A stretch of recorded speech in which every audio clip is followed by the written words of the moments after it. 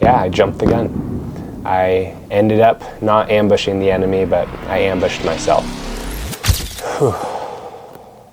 Today's lab was the first tactical lab of the semester, and unfortunately it was a pretty unanimous failure. I was the first squad leader on an ambush platoon lane, and we started off with kind of good motivation, good tempo, good planning, and then just I think everything slowly built up from cadre already being in kind of a bad mood from kind of some prior discipline, leniency, and some lackadaisical behavior, and surrounding circumstances around increased scrutiny for the ROTC program due to some students' actions. Just kind of culminated in this lab where I probably should have expected going in that was going to be pretty poor.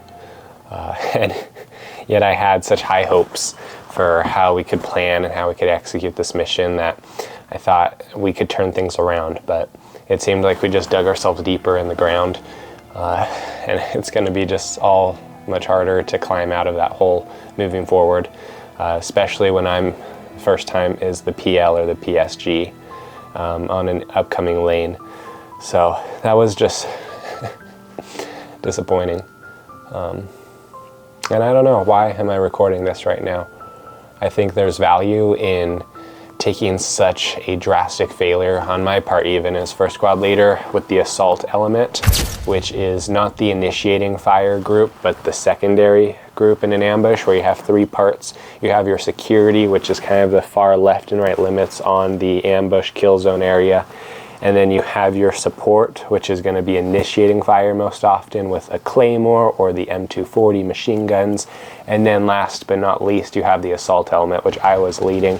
And that is where we end up blowing through the objective first. So we're assaulting through. That's how it gets its name. But I kind of jumped the gun a bit with prematurely starting us on firing, and then support hadn't shifted fire at all, and I was just kind of trigger happy. I came in just with a lot of nervous energy, wanting to get things done, and it was tough because our so-called squads, which usually have 9 people, had 3.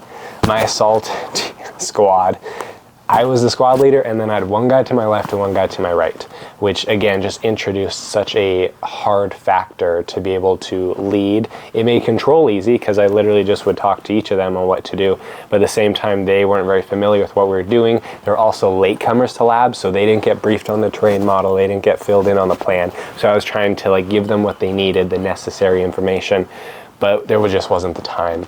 And so by the time we got to assaulting, both with my premature start and with them kind of being confused, we did not contribute to the mission success much.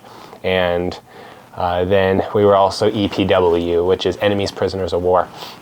And so our cadre thought that they did a pretty sloppy job with that, which ultimately falls back on me. I wasn't able to rehearse with them how to properly do an EPW and pat down the enemy and make sure they're dead and check for intel because they're latecomers and we didn't have time. But that kind of comes back on me as, okay, so should I have rehearsed with them before lab? How could I have coordinated that better? Things to look forward to and to plan for in the future. And so again, yeah, the reason why I'm filming this is because I want both you, Future Landen, watching this to see how far you've come, I think, is just this wide-eyed, scary freshman who had no idea what was going on and trying to not think that your subordinates or the other cadets here know all that you do because you were in their place once, you were just confused, you didn't know what questions to ask. So don't be too hard on them and don't be too hard on yourself. But again, use that not as a moment to really just chip away at yourself and to break you down and to really just chastise yourself in essence, but use it as a growing scenario.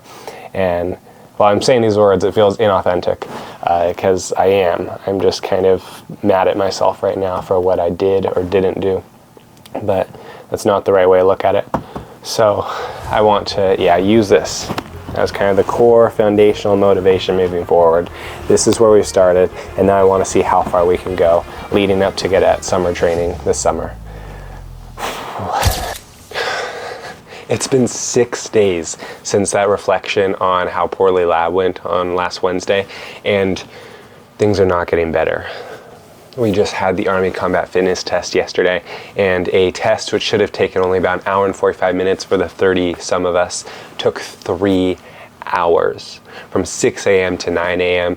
we were completing it, and there was such a breakdown in communication that I really think if you're an ROTC, you need to find a way to be able to somehow confirm your chain of command, either still using your chain command or outside your chain command, to make sure that things passed down and things passed up don't miss people or get misinterpreted because of miscommunication down the chain of command and up the chain of command with where people needed to be, when they needed to be there, where accountability should be taking place, as well as just warming up difficulties with the deadlift event. And like we say in the Army, trust but verify is a statement which has been rattling around in my mind for the past 6 days, because I as PL and my PSG, we seem to be really struggling conveying that. From what we're getting from command, are we able to trust what they're saying, that cadre agree with them before sending it down to squad leaders to then send it out to the rest of the platoon? Or do we just send it down and say, okay, we got it from command, so we're just going to trust the process and make sure that we get that done, whatever we're sent? It's this weird tension between being the junior role of saying you're no longer the low man on the totem pole, so you have to be able to both take information from higher and send it lower, which I'm learning every day is a really, really tough thing.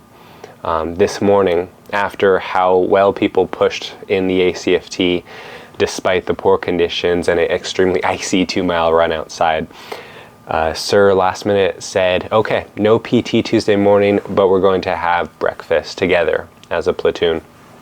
And with that, this command sent down that we need to be at breakfast.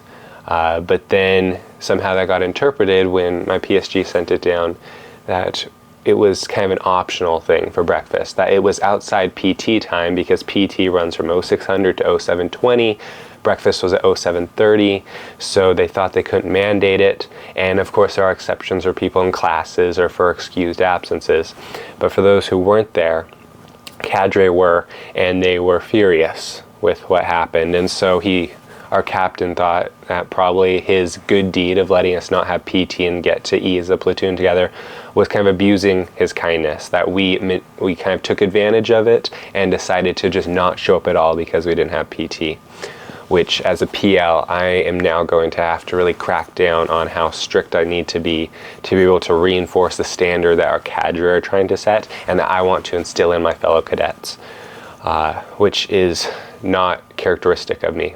I tend to be the more benevolent leader rather than the kind of micromanaging dictator. So it is both a growing experience for me on how best to manage that moving forward, and a challenge that I'm having to confront every day as communication continues to falter among the platoon.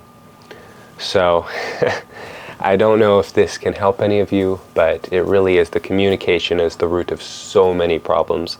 And if you can really decipher where the weak points are, where you might not be communicating well, where you can learn from others how to communicate better, and where you can really just spend time outside of ROTC itself to really be able to foster that family dynamic of really just understanding what people mean, is going to do wonders for your program, is going to absolutely exceed your cadre's expectations, and is ultimately going to make you the best Army officers you can be. So it's a learning process, and I clearly don't have it figured out. But as always, ad meliora, toward better things, I hope.